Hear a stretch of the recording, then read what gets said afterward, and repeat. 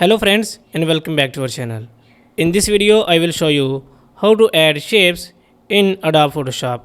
So without wasting your time, let's get started.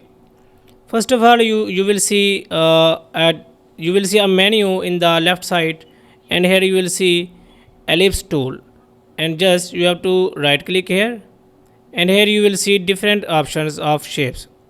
For example, I want to draw ellipse or circle, then I will just click on second option and just drag here. And you can see here the width and height of the shape is not fixed. But if I want to make it perfect circle, then just press shift. And you can see height and width is fixed. So guys, in this way you can draw a circle or a rectangle in the Adobe Photoshop. But if you want to make this fill or make the color of this circle, then you will select on fill option, and here you can select any color.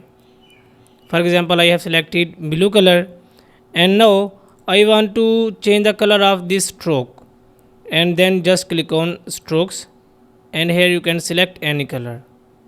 If you don't like any of these color, then just click on here and you can select any other color according to your choice. You can see color of the strokes has been changed, and from here you can change the stroke width.